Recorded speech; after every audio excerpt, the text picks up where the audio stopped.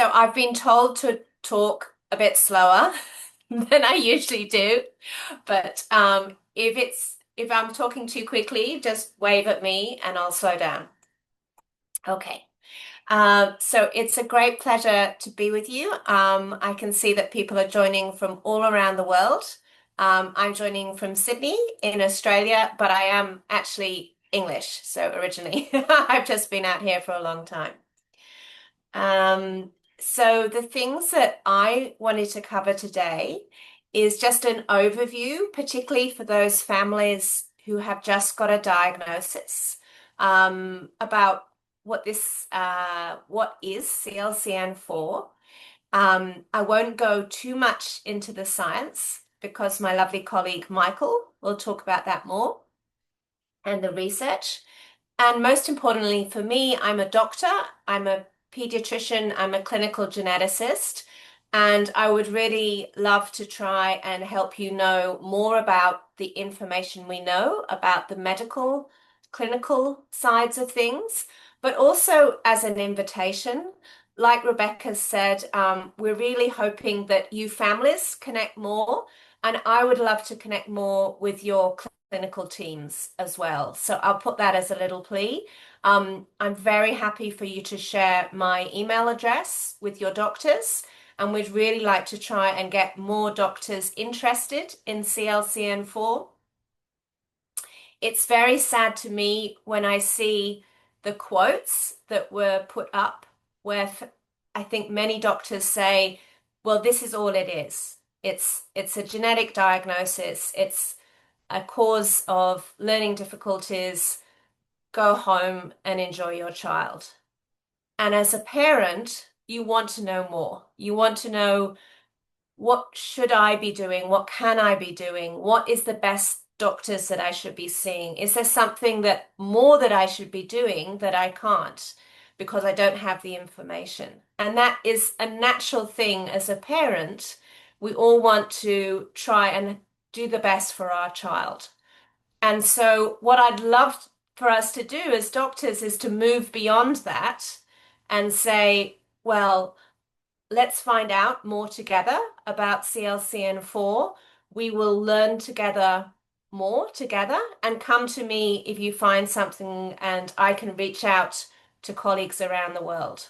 Because the only way we can move forward with rare conditions is if we work together as a big family, a big community. So we call CLCN4 a rare condition. And that means that you're actually part of a very big family. So a rare condition affects here in Australia and around the world 1 in 12 people. So although there are still a relatively small number of families, maybe 150 that have joined, I think Peter was saying, and it's probably double that's out there that may not have joined. Um, in your street, in your villages, in your community, there will be people with other rare conditions. And together, we can connect up and be much more powerful in talking to government because it's 300 million people around the world. And we now have a World Health Organization resolution that says we need to do better for families like yours, for your children who live with a rare condition. And this, like many rare conditions, is a genetic condition. So by genetic, it means that it's due to a change in the genetic code that's in every cell of our body. And for many families, that's a change in the genetics that happened for the first time when their baby was conceived. So when the egg and the sperm come together, there's a little change in the genetics. And that affected this gene, this instruction called CLCN4. And CLCN4, like many genes, makes a protein.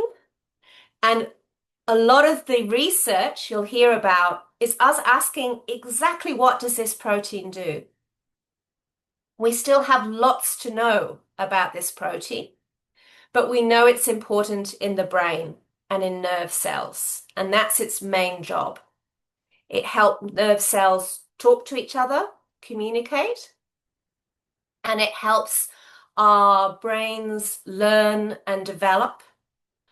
But our nerve cells are also in other parts of our bodies.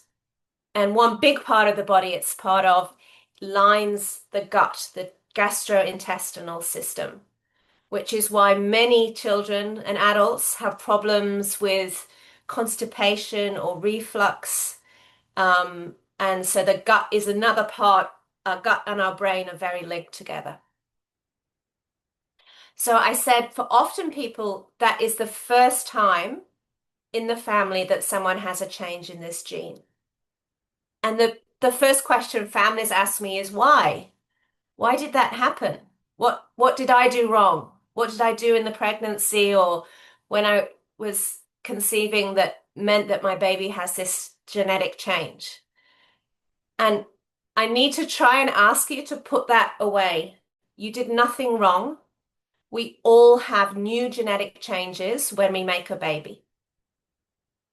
If we think about it, if we didn't, and we didn't have these genetic changes, we would all be identical copies of each other. We'd be like, the minions would all be the same color, size, height, the same interests. We're all different. And that beautiful variability in ourselves becomes because every time a baby is made, there are new genetic changes. And it just happened that one of those genetic changes affects the CLCN4 gene in your child or you. And that was no one's fault. It just happened by chance. Okay? In some families, that genetic change happened maybe in the mother or in a few generations back, but has been carried in the family and hasn't caused many health problems until it came to a child. And that caused more health problems or more learning difficulties. And that can be really hard to understand as well. But I'll show you this is one of the very typical things about the CLCN4 gene and actually about all genetic conditions is that there can be many people in a family with a genetic change, but it affects one person more and another person less, or sometimes not at all. Okay. And I'm just going to check the chat to make sure. It's working. That's good. So because this is a genetic condition, the diagnosis is made by a genetic test.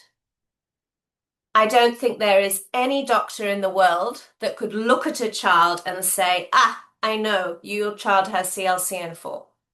You would have to have a genetic test to get the answer. And the genetic test looks for those changes in the DNA in our genetic code.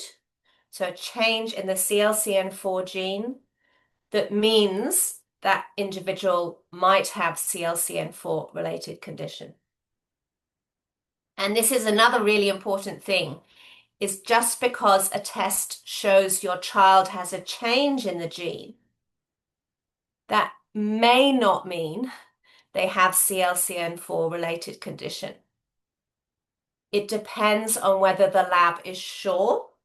And if the lab is sure, they will usually word this word pathogenic. So I think a lot of the questions that Rebecca gets, and a lot of the questions that I do get, if I get a question from a doctor around the world, is we have done a genetic test. We've found a change in the CLCN4 gene, but the lab does not seem sure if this is CLCN4 condition.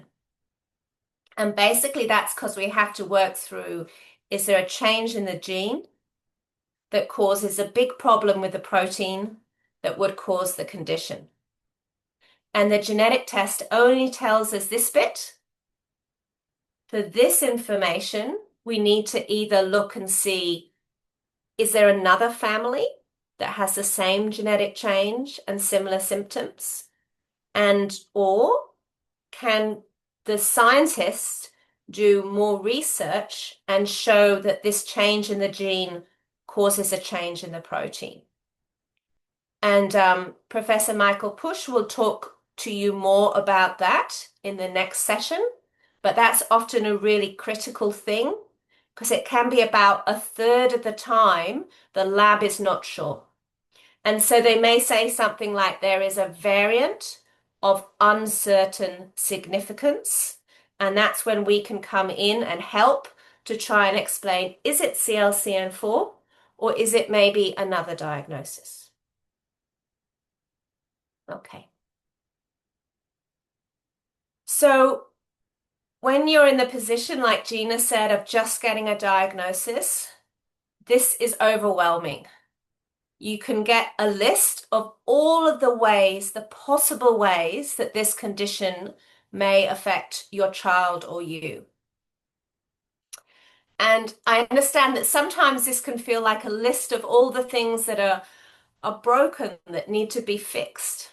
And it can just feel overwhelming, and people go to bed and shut the doors for 3 days and they say, how can we move forward?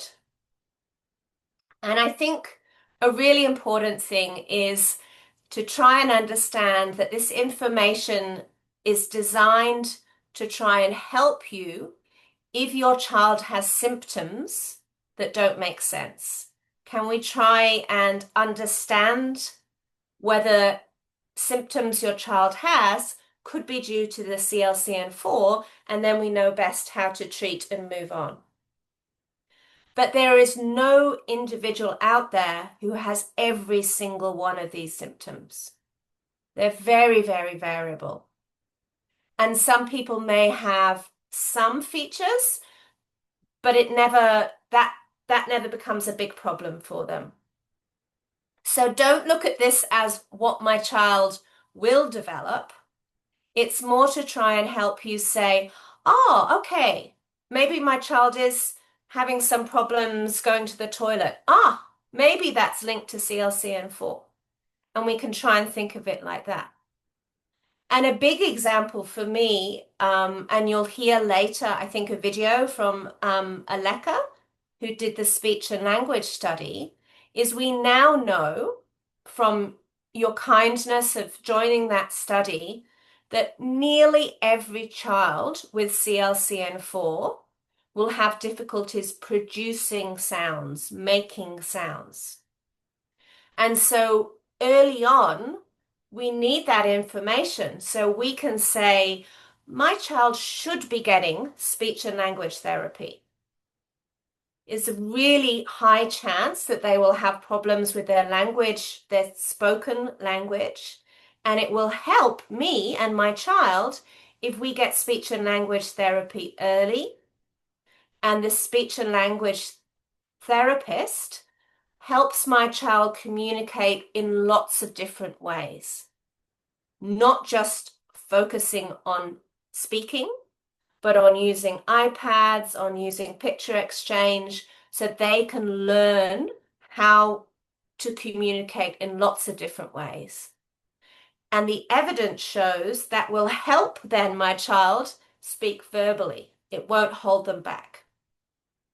So this is how we hope that the information about the possible health conditions can be helpful for you. And it's like, this isn't a list of things for you to fix. It's a list for your doctors and your therapist to work together as a team around you and your child. And if there are therapies or medicine that can help, get those in early. Okay? So I know that this can be very, very scary seeing this information, but it is there designed to help us do things early for your child. And so I've got maybe an easier picture to look at. We know the most important thing that is most common for people with CLCN4 is differences in how they learn. Yeah? It is not that children won't learn. Children will learn and they will learn new skills, but they will need some extra supports with early intervention. So that can be speech and language therapy, very, very important. But they may also need some more support from a physiotherapist or an occupational therapist. And it's really important that the school knows about your child's condition so they can help with their learning. It may be breaking down a complicated task into smaller chunks. It may be repeating things more so that your child can learn. They have that will to learn. They need more support for that learning. And hopefully, if you go onto the CLCN4 website, you can see stories of older people who have done so much with their lives and live really happy lives when they're given those opportunities to learn in a way that works for them. Oh, and I've got a beautiful thing in here from Mila. So she's saying that her 8-year-old daughter Alaya doesn't speak with words, just a few sounds, but she can communicate through music and body language. She's been able to play songs on her iPad. Um, and different birthday songs on her iPad on her birthday. And that's just beautiful sharing that. And it's so true. Many children with CLCN4 love music, and it's a great way to communicate. And that's why I think it's so lovely if you can connect and share these things with each other. But also, if your speech therapist can connect with our speech therapist and learn so that you use the right ways to help support your child. That's so beautiful. Thank you, Mila, for sharing. Now, one of the things that we can do something really about is make sure we're checking that your child's eyesight and their hearing is good. And I would say when children are little, that should be checked every year because we can do something about it. Many children have ear infections and they might not tell us. And often children seem to have high pain thresholds and don't tell us when they've got ear infections. But if you don't know you've got an ear infection, it's like you're in the swimming pool. You can't hear so well. And that's not great for your language development. So it's really important to be checked because that can be treated. And the same with eyesight. We know that for some children with CLCN4, they really need glasses. And again, they may not tell us, but if we get that checked and then we know that the child needs glasses, that can help with their learning. Um, I we always on you when you read, you'll see that there are features of autism in individuals with CLCN4. But I think it's very important to understand that autism is not one thing. It means some difficulties with communication, which we know all of our children have. And sometimes it can mean things like preference for repetition or routine. And that autistic features can look different in every single child. It can be there's some sensory things. So, for example, a very loud environment might be a bit scary, and knowing that and having headphones on can be really helpful. So, that's the sort of thing you can work through with, in Australia, it would be called an occupational therapist and or a psychologist, just to see if the features that are making the world a bit scary for your child and how can we adapt the world around them so they're happy. Sleep is a really important thing. Okay, it's midnight here. So I know that I had to sleep during the day so I can be awake and learn from this session. If we're not sleeping well, we don't learn well and we get very grumpy. So it's a really manageable thing to look at sleep and say, is my child having difficulties getting off to sleep or staying asleep? And therefore, actually, there are doctors that are sleep specialists and they can help work out for your child whether they may need some medicine to help. Is it more a very clear routine? What can help? And if your child's sleep is better, then your sleep is better and the whole family is better. So I always say sleep is one of the most important things. I do think that gut symptoms are also really important. If we've got, eaten something badly, our stomach hurts, again, life is pretty miserable.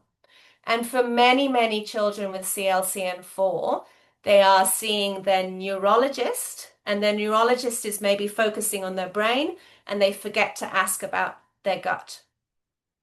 And there's many treatments can help with reflux or with constipation, and it may be you need to see a gastrointestinal specialist, particularly someone that specializes in motility, which is how the gut moves. Another thing I think we don't recognize often enough is that for some kids, their balance and their coordination is affected. And again, working with a neurologist, a physiotherapist, an occupational therapist can be helpful. And we'd also love to know if any medications have been helpful, if your child has wobbly or difficulties with their control. And epilepsy. I came to epilepsy last, but it's one of the most important things to be aware if your child could be having seizures. The most useful thing in diagnosing is a mobile phone. If you see your child doing something unusual, they're staring off to one side, their eyes are rolling back, they've got jerky movements, take a video with your iPhone and show your doctor. And we know that seizures are quite common, so it's important that any worries you have are being taken seriously and that your child has a recording of their brain called an EEG. Because seizures are usually very treatable and we need to get onto them early.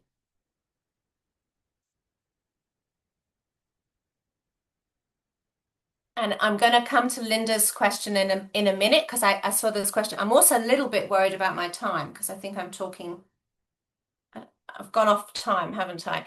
We've got some questions that have come in the chat. Rebecca, what would you prefer me to do? Just save them for our Q&A or because I think the time's gone haywire. Yeah, I think let's try to save them for the Q&A because if we don't Okay, get we'll an save them answer for the today, Q&A. I can send the answers through email at a later All right, date. Yeah. wonderful.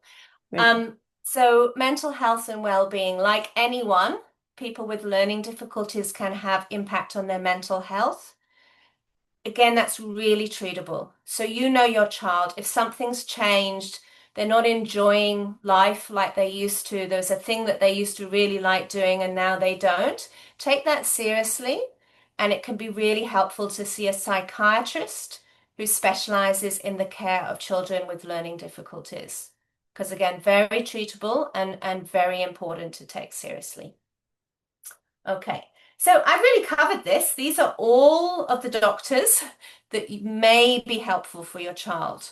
Not all at once, not the day after the diagnosis, but if those symptoms are coming up, you may need to tap into these people. And for children, your pediatrician is the main person that should coordinate everything for you. Okay?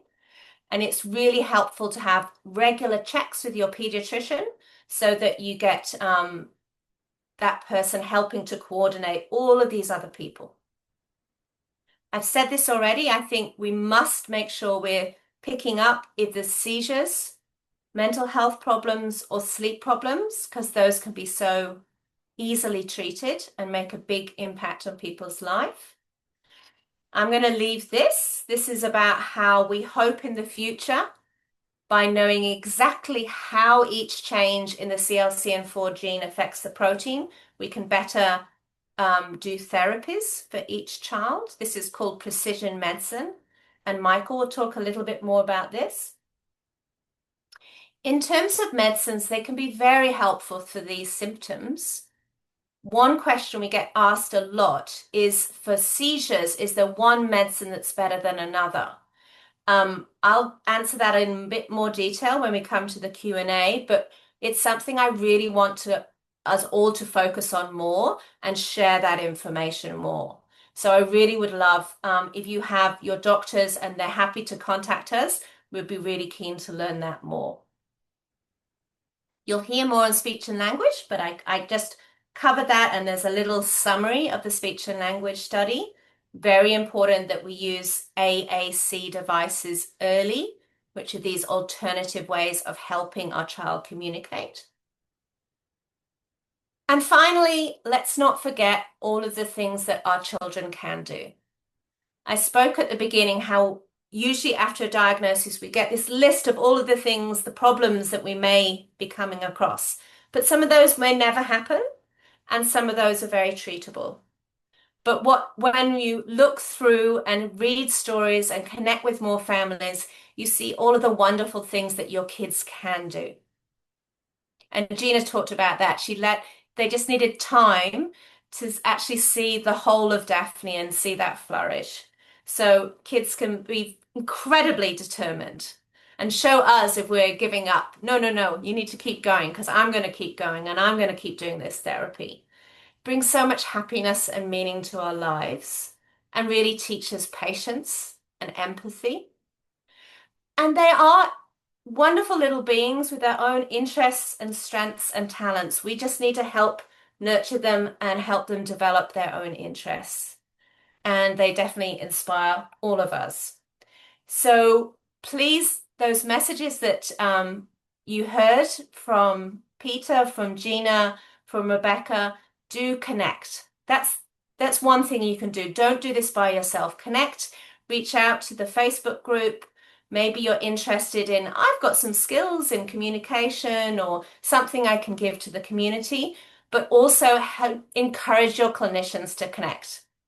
And that's what I'm going to finish with. That's my email address. I'll also put it in the chat. And most of what I've talked about today is in this wonderful welcome pack that Cure CLCN4 put together.